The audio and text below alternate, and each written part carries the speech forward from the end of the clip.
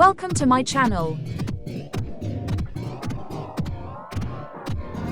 Hi hello friends, welcome to my channel Meenakshi వంటశాల. నేను ఈరోజు మటన్ కర్రీ చేస్తున్నానండి. ముందుగానైతే హాఫ్ కేజీ మటన్ ఇలా తీసుకొచ్చేసుకొని కుక్కర్లోనైతే బాయిల్ చేసేసుకున్నాను.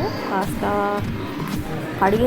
మటన్ కడిగేసి మంచిగా కుక్కర్లో వేసేసి దానికి తగినంత కాస్త పసుపు వేసేసి కాస్త సాల్ట్ వేసి అయితే నేను ఇలా ఉడకబెట్టి పెట్టుకున్నాను.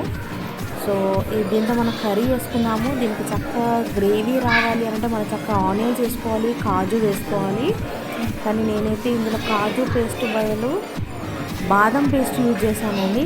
సో చూడండి, ఇందులోనైతే నేను ఆనియన్స్ వేసుకున్నాను. ఒక పెద్ద 4 సైజు ఆనియన్స్ వేసేసుకున్నాను. కాస్త కొబ్బరి వేసాను గ్రేవీ కోసం, కొన్ని బాదం వేసాను. వేసేసి ఇలా అయితే గ్రైండ్ చేసేసి పెట్టుకున్నాను. సో ఈ గ్రైండ్లో కాస్త 4 లవంగాలు కూడా వేసుకున్నాను. 4 to 6 లవంగాలు వేసేసుకొని అలా గ్రైండ్ చేసేసి పెట్టుకున్నాను.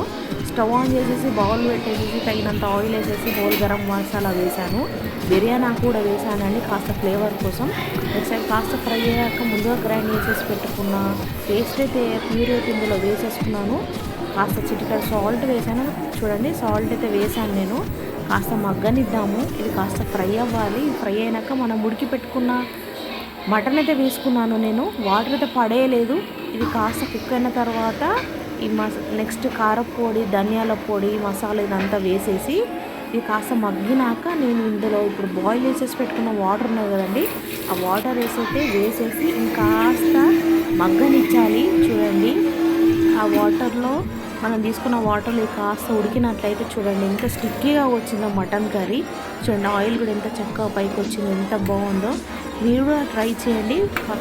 కొందరు పెరుగు కూడా వేసుకుంటారండి. నేను పెరుగు అయితే యాడ్ చేసుకోలేదు. చూడండి ఎంత చక్కగా వచ్చిందో గ్రేవీ. సో మీరు కూడా ఎలా చేసుకుంటారో నాకైతే కామెంట్ చేయండి. ఈ కర్రీ కూడా ఎలా ఉందో కామెంట్ చేయండి. చూడండి, ఆయిల్ ఎంత చక్కగా పైనకి వచ్చిందో. నేను ఎక్కువ కూడా ఏం వేసుకోలేదండి, కాస్త కొంచెమే వేసేసుకున్నాను, ఎక్కువ కూడా ఏం వేసుకోలేదు. చూడండి ఎంత స్టిక్కీగా, ఎంత గ్రేవీగా ఎంత బాగుంది. చూడండి, చూస్తేనే బాగుంది కదా. Thank you for watching.